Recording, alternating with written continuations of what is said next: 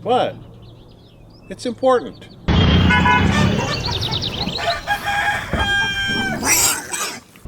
Hi, welcome to Grateful Hearts Ranch.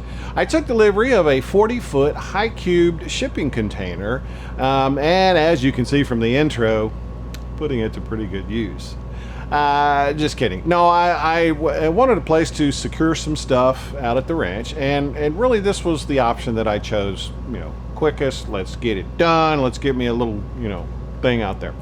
Also called a Connex box or C-can. These containers have a very efficient space management capability and are available as modular units that can be stacked in place. That's the marketing speak. Military units extensively used them during the Korean War. This kind of logistics method was termed Container Express, hence the name Connex. They're also called intermodal containers due to their ease of movement from one type of transportation to another. So you can take it from a ship, put it on a truck, intermodal. My neighbor said they also call them meal vans in the military because I guess they serve meals out of them. Yeah. So I have my little garage out there, and so the first kind of infrastructure project that I decided to work on was something that I figured it'll take maybe an afternoon or two. Yeah, it took a couple of months. Not because it was really overcomplicated or involved or anything. It's just I kept forgetting to bring stuff. I'd get out there and get to a certain point and go, oh, I need a Phillips screwdriver. I didn't bring that one time. And so, it's another week because I only go out there on the weekends. I actually got 2 projects done out there in the time that it took me to finish this one.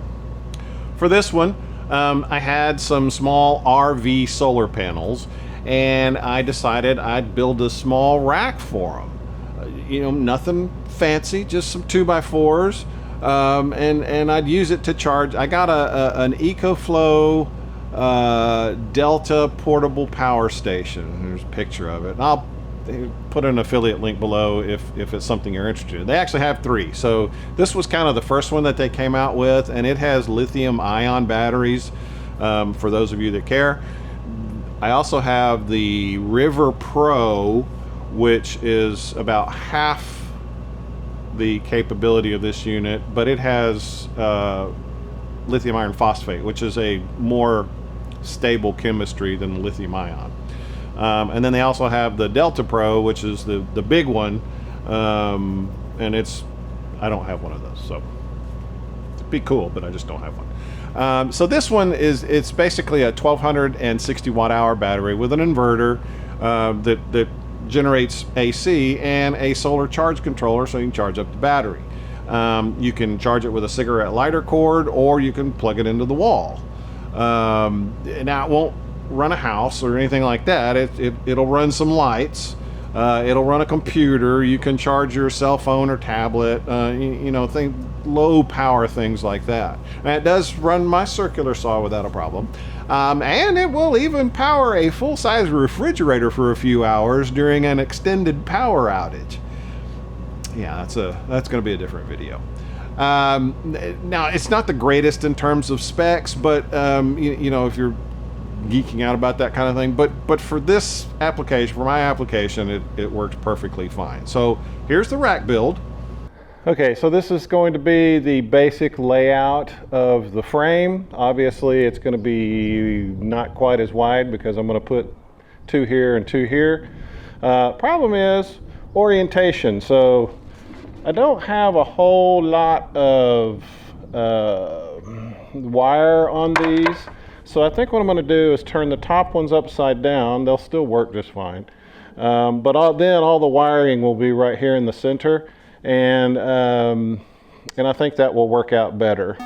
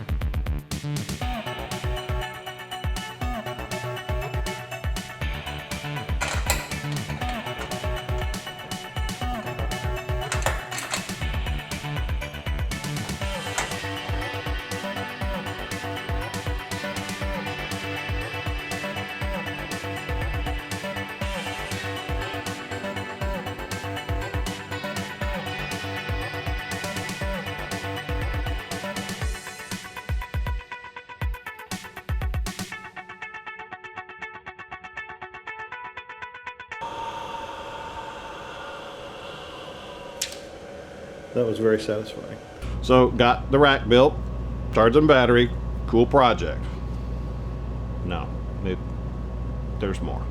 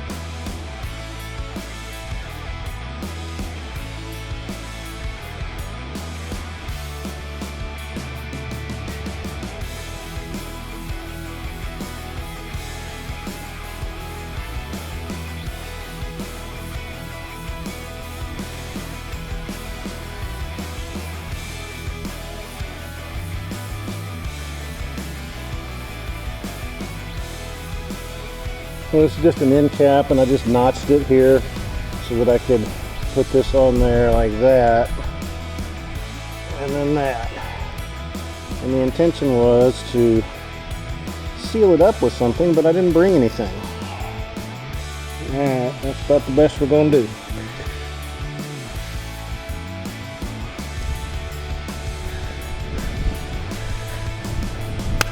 Alright. So these are coming from the solar panel, these are going inside. So they just hook into each other like that. That should be okay. So I got a couple of cinder blocks. Apologies for abruptly ending there. One thing that I discovered while out there was that my video camera, once it reaches a certain temperature, just shuts off. Now this was during the heat of the day, you know, when you walk outside and instantly just burst into flames. And I figured it was kind of warm because about the same time I was watching the EcoFlow charge up, and then all of a sudden it went to zero. The input went to zero and it stopped charging. I thought, well, that's kind of weird, but it was warm. Well, it has an overheat protection circuit in it to keep from damaging the thing. So good to know it works, right? What I was getting ready to explain was that I've got cinder blocks on either side of that PVC coming out. And so, you know, the panels will produce power laying flat on the ground. But if you tilt them up toward the sun a little bit better, you know, directly to the sun, you'll get more production out of them for the same panels. So you want to tilt them toward the sun. the cinder blocks raise that one end up so that they are, they're facing the sun better. And I'm sure this will likely evolve over time, but for now, this works great.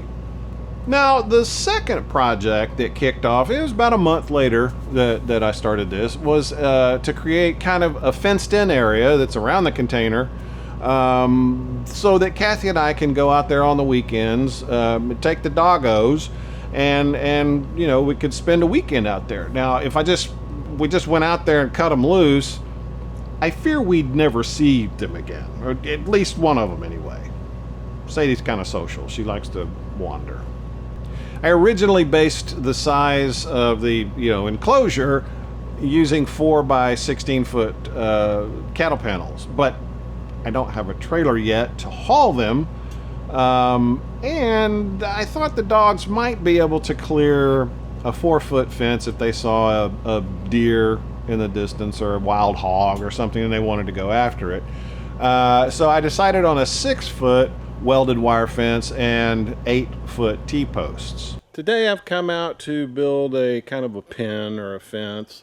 So I've got some fencing material, I've got some T-posts, I'm getting ready to lay out a grid with some string, but I did notice that there was one little issue that's going to kind of hamper things a little bit today, or they could anyway. Yeah. So, but I don't want to run him off because he's providing the material proof needed for my agricultural exemption that I'm filing for. So, just hanging out, eating some grass.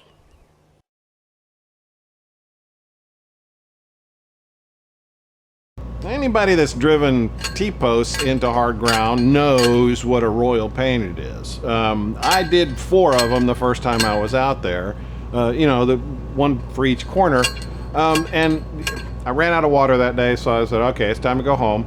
And I was sore for a few days.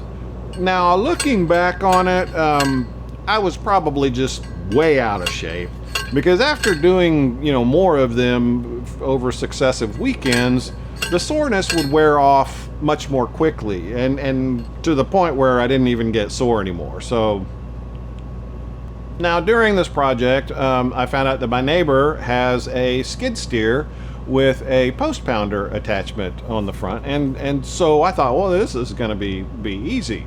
I even had planned on taking Kathy out there, letting her operate the skid steer while I just kind of held the posts in place and she could drive them down there. She would love to do that. Well, he called a couple of days later and said, got a hydraulic leak, it's going to need to take it in for service. So me being the impatient person that I am, I drove them all in by hand. So I had one side of T-posts in, and I was gonna put some wire up to see how that worked out.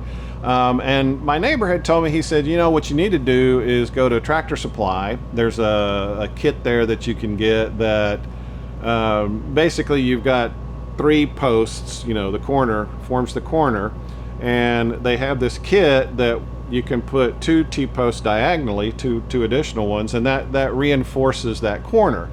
Well, the person that came up with this has got to be a gazillionaire, because it's a brilliant idea. It's got like a little collar that you put a lock in on one side, one on the center one, and one on the other one, and you can put the diagonal T-posts in. Here's what it looks like. Brilliant idea. So I rolled out one roll of the welded wire on the ground, and I secured it to 1/4 of the pin using those T-post clips, and they're basically wire, and I've got a little bender, and it secures the wire to the T-post.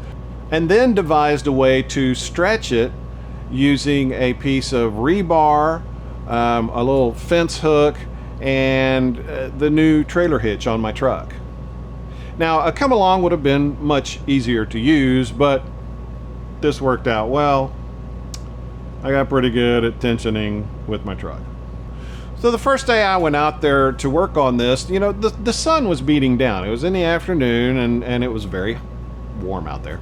I found one of Kathy's long-sleeved garments in the truck.